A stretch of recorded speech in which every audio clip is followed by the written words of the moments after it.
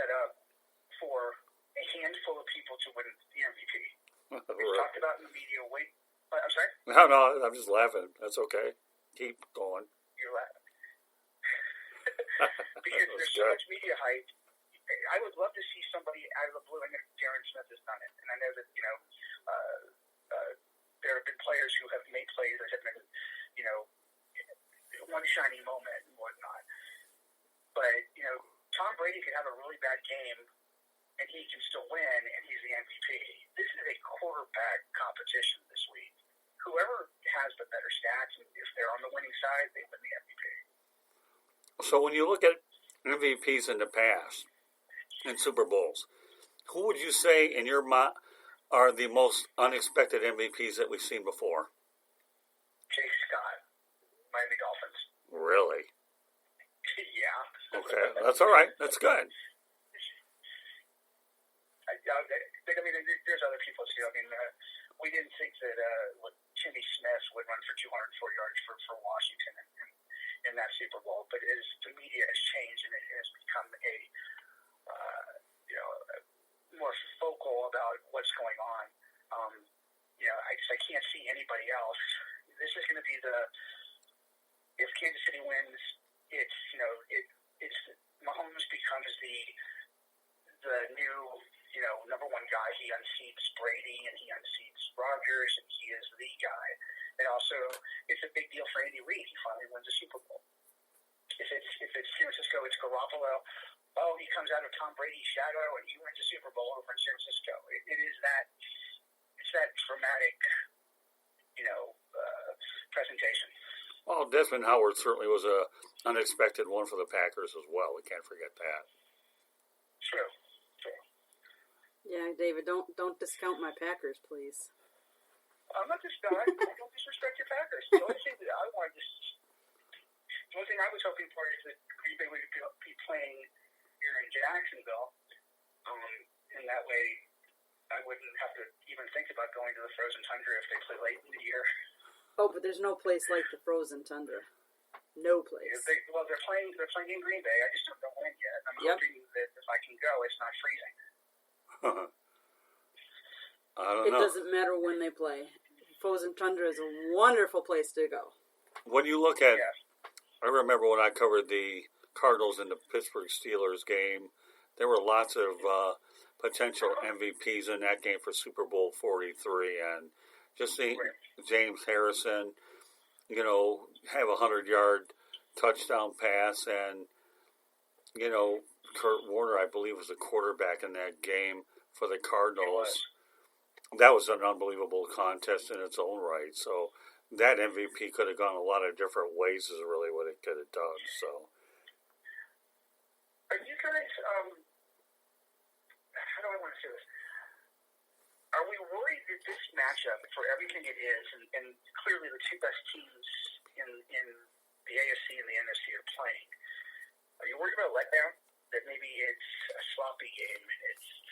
Maybe it's 17-10 and it loses its luster and it's a really crappy game for that matter? No, I don't think so. I don't think so. I really have no doubt that this one should be a pretty good game. I really do. You have a fledgling superstar with Patrick Mahomes. If he can go and get that first one under his belt, boy, he takes himself out of the name of guys that haven't won one. I know one of my favorite non-winners is Dan Marino, thank God. And then Jay Fiedler went ahead and took care of business there. So, and one of the unexpected MVPs that occurred in that Super Bowl was Santonio Holmes. You talk about a guy that emerged. Santonio Holmes definitely was a guy that had a big game when it counted most for the Steelers. Are y'all going to the game? No. I'm not. No, but I actually, don't know if you guys are going to be down here. No, but actually, you know what? I have one of my colleagues here on the network and I could be doing a media event on Tuesday, so I will be involved in it with another colleague of mine. So very cool. Very cool.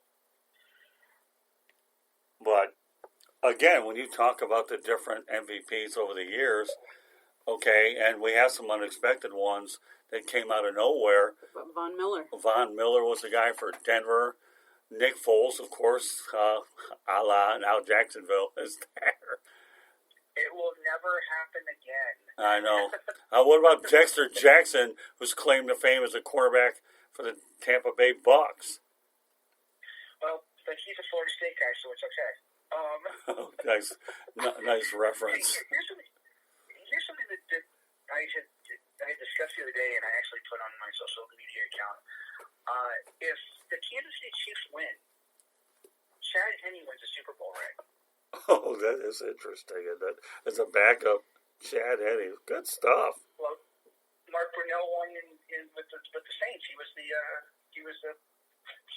holder for place gigs. Oh my goodness, that's cool stuff. So, two Jaguar quarterbacks win Super Bowls that have nothing to do with the Jaguars. Actually, three of them, if you want to include Nick Foles, because none of them have anything to do with the Jaguars. Nobody got a big payday because of it, so who's to say? No kidding. We got about 2 minutes left in the broadcast, so what that usually means is you have an opportunity to promote yourself about where people can find David Levin on social media. Go ahead, David, about 2 minutes to get it done.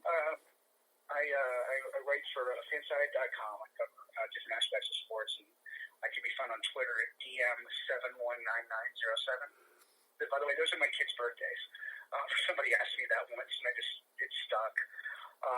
I cover the NFL. I talk about baseball. I do a little bit of everything. Basically, anything that anybody will pay me, I'm good.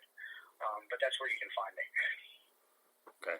And, of course, David Levin appears commonly throughout the South Florida Tribune Broadcasting Network. David Levin will start appearing on the baseball show with Louis Adiois and I, 108 Stitches Baseball Talk. Louis likes to put around the horn, so I have to drill that in my head. Like I have all these numbers here between you figuring out what yours is. Damon Knight has a bunch of numbers on the back that only way that I memorize them is when I tag you guys repeatedly, and they come up, and I get it right from the memory game. But any final observations about what we have up ahead? I will say this. I had asked you whether I thought the East Soccer game would be a bust. I actually think it might be one of the most entertaining games that we've had in a while. And I'm hoping it just lives up to the hype. I think all of the playoffs this year have been closer and better games than in previous years. So I think you're right. I agree with you, Candy. Yeah, I agree with you, Candy. It's been worth sitting home and watching. Yes. Sometimes it's not like that. Yeah, sometimes I feel like I've wasted 3 hours that I could have done a lot of other things. But this year, I have to admit, they have been some really good games, really entertaining. I've enjoyed them. Well, think about it this way, Candy. You were more active involved with the NFL this year than you have in recent years since you've covered a lot of NFL games. In fact, we've had such a busy fall together between our college load with FAU and the NFL. So she's got more gridiron action than anything else.